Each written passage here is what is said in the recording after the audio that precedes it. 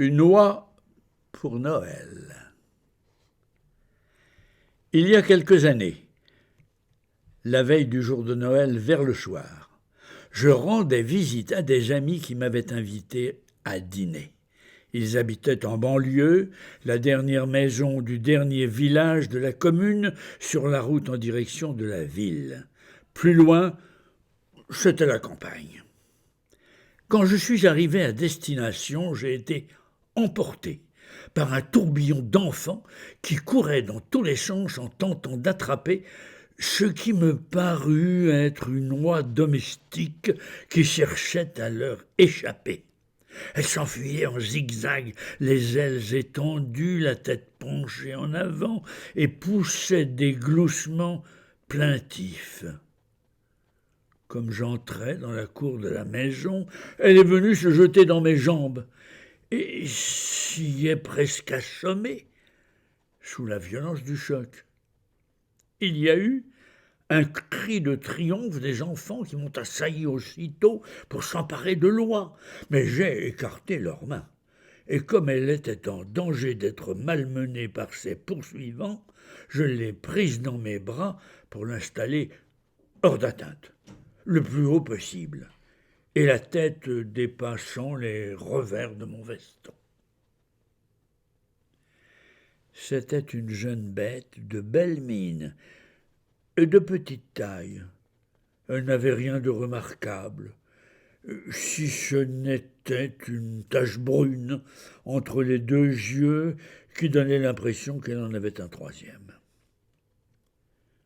Je serrais contre moi et je ressentais sa détresse. Elle m'a fait pitié. Oh, alors j'ai décidé d'user d'autorité, de la protéger, et je suis entré dans la maison en la portant. Suivi et bousculé par une horde d'enfants turbulents et braillards, c'était insupportable. Leur père les a fait taire, non sans mal, et ils lui expliquèrent, sur sa demande, qu'ils avaient trouvé cette oie dans la cour. Sans doute s'était-elle échappée du camion d'un volailler qui passait sur la route. Quand ils l'avaient vue, le véhicule avait déjà disparu, et ils n'avaient pas la moindre idée de l'identité de celui-ci. Cette pauvre bête s'était perdue dans la nature. Je pensais, comme un grain de sel dans un potage. Cela se rapprochait du sort qui l'attendait. Parents et grands-parents m'accueillirent et me firent une place. J'exhibais l'oie, ce qui fit s'exclamer tout le monde. Le grand-père décida qu'elle était petite, mais dodue. Le père, inquiet par tempérament, ne fut rassuré qu'après avoir compris que l'on ne retrouverait pas son propriétaire et qu'on pourrait l'adopter sans risque. La mère des enfants demanda à la cantonade qui pourrait bien plumer la volaille. Elle-même n'était pas candidate pour ce travail.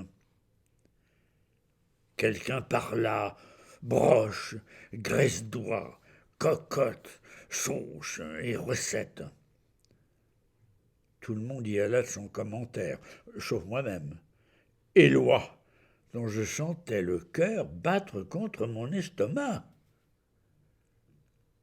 La belle-mère déclara d'un ton péremptoire que cette bête était à bout de force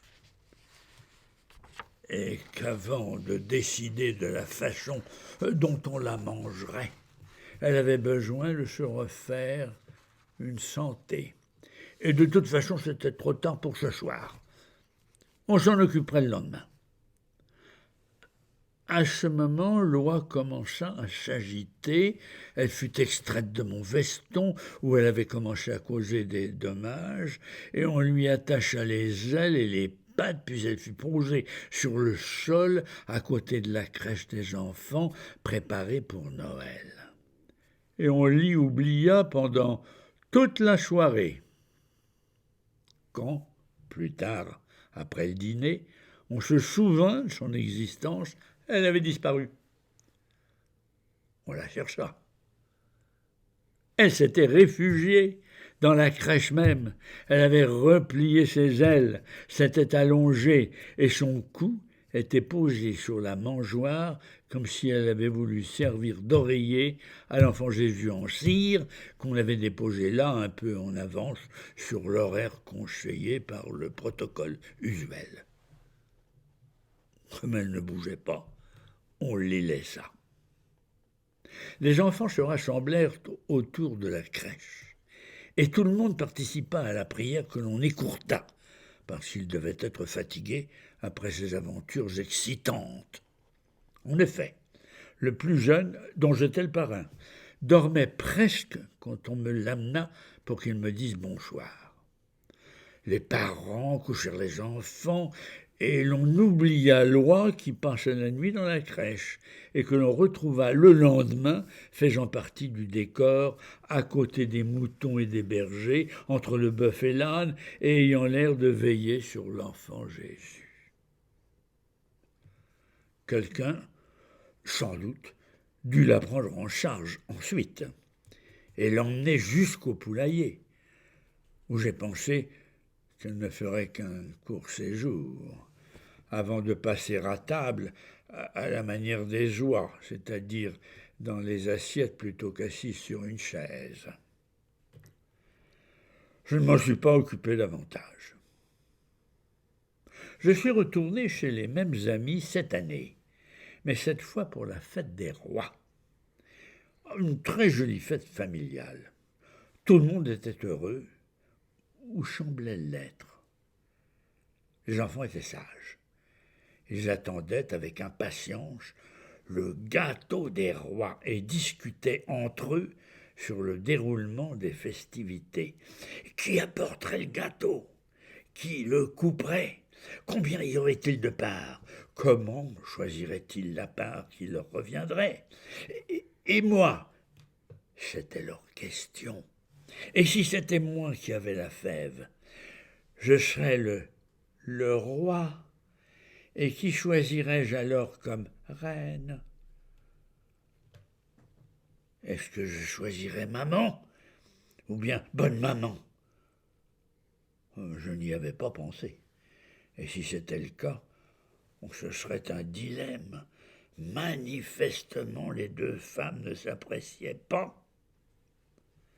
Je commençais à me sentir inquiet.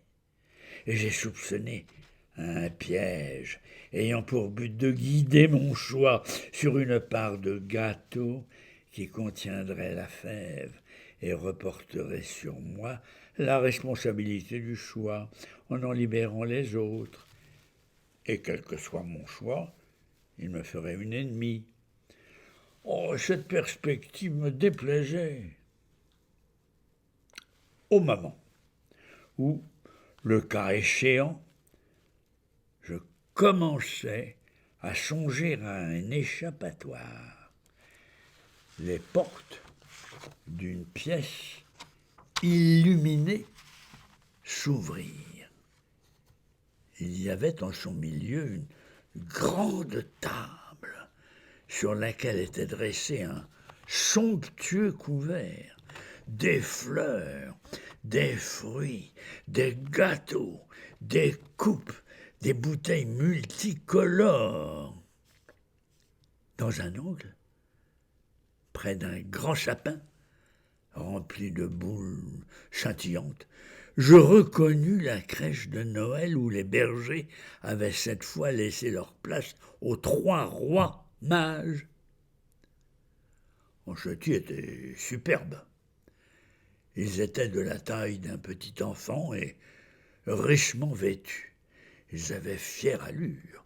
Gaspard et Melchior portaient des turbans sertis de pierres précieuses, et Balthazar d'une petite couronne d'or de type occidental. La porte opposée à celle par laquelle nous étions entrés s'ouvrit, et l'escorte des rois mages apparut. Au premier rang s'avançait mon filleul.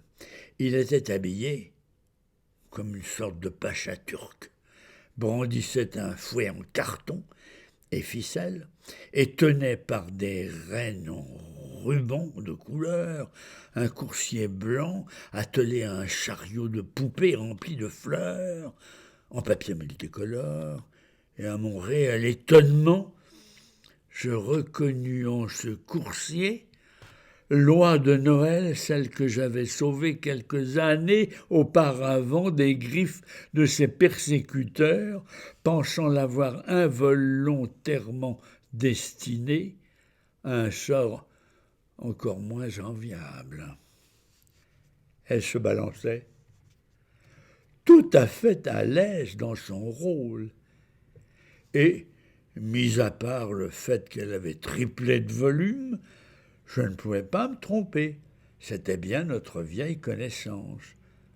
Je demandai à son conducteur comment elle s'appelait. Il me répondit qu'elle n'avait pas de nom, qu'on ne lui avait pas encore donné de nom, mais que maman l'appelait « Sauver des casseroles ». Je n'eus ni le temps ni l'occasion de commenter l'appellation, car la cérémonie de la découverte de la fève commença, et ainsi que je l'avais pressenti, je trouvai celle-ci dans la part que l'on m'avait traîtreusement imposée. Je fus proclamé à l'unanimité roi de la fête, et puis couronné d'or, et assis dans un fauteuil Voltaire, et faisant usage de trône, pendant que mes sujets se rapprochaient dans l'attente de connaître avec quelle reine d'un jour je partagerais les avantages de mon règne éphémère. Ils étaient heureux, ils jubilaient, visiblement à la seule pensée du piège dans lequel ils m'avaient poussé. Comment sortir de ce traquenard? Y avait-il une solution? Eh bien, il y en avait peut-être une. Trouver une autre prétendante au trône? Mais qui? J'ai décidé de tenter une expérience. Je me suis levé et j'ai prié l'un de mes courtisans hypocrites de m'approcher la couronne même du roi mage, Balthazar, afin, ai-je déclaré, que comme un empereur célèbre, je désigne la future reine en la couronnant moi-même par un geste solennel. Et ce fut fait. On me remit cette couronne, et toute la cour se serra autour de moi en attente de l'événement. Alors, je me suis dressé sur mon trône royal. En suis descendu avec la majesté qui convenait, et je me suis rapproché de l'escorte des rois mages, et dans les applaudissements, presque tous sincères, j'ai couronné l'oie, mon oie, devenue reine de la fête, et comme m'a glissé à l'oreille mon petit filleul, « Parrain, je suis content, maman a dit que l'oie faisait partie de la famille. » Il n'était pas le seul à être satisfait, je l'étais également.